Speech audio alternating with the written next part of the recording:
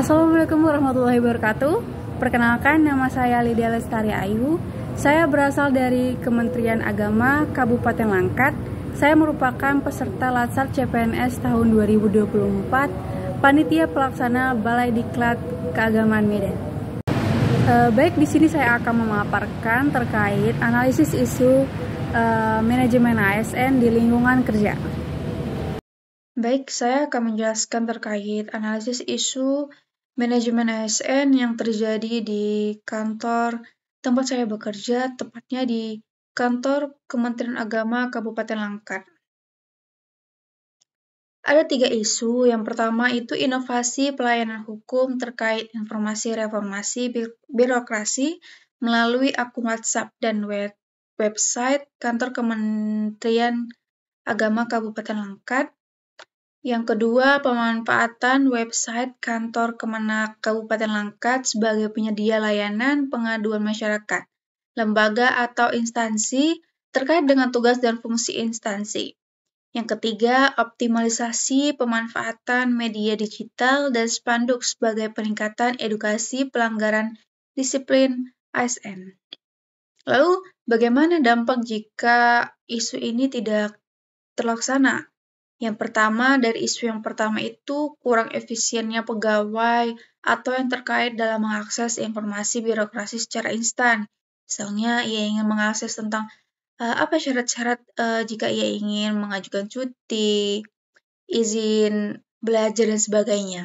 Lalu yang kedua, terjadinya kesalahpahaman atau informasi yang tidak akurat karena jika terlalu banyak informan maka akan jadi rancu informasinya gitu karena banyak pemahaman.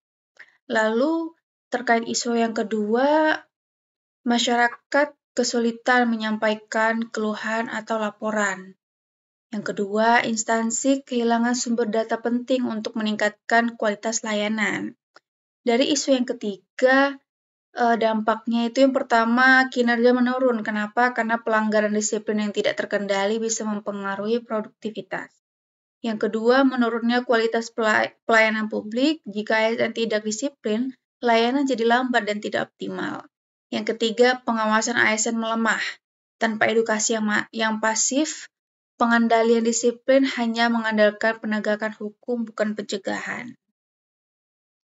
Lalu, bagaimana keterkaitan manajemen ASN terkait isu yang tadi?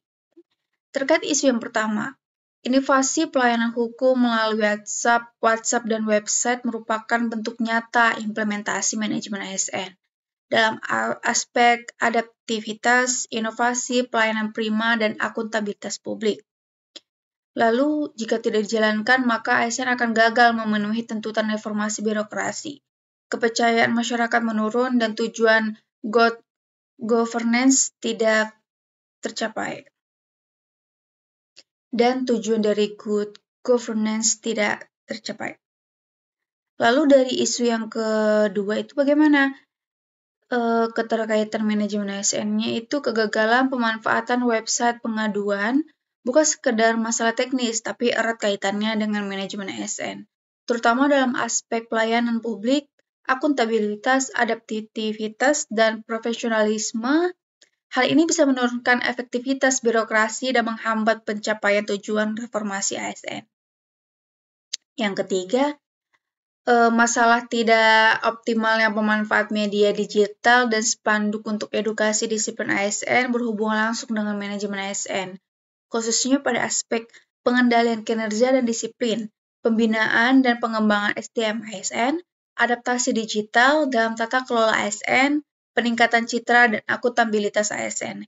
Jadi, edukasi disiplin ASN bukan sekedar kampanye, tetapi merupakan instrumen penting dalam manajemen ASN untuk mewujudkan ASN yang berintegritas, profesionalisme, dan dipercaya publik.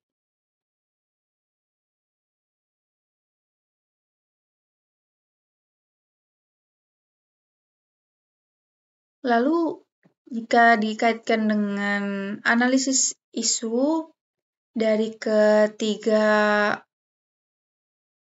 isu tersebut, Kita bisa memilah dari ketiga itu dengan menggunakan analisis isu kontemporer. Yang pertama terkait isu yang pertama itu, aktualnya itu mempunyai poin 4, problematiknya itu 4, kekhalayakannya itu 4, layak 4, sehingga totalnya 16. Begitu juga dengan isu yang kedua dan ketiga.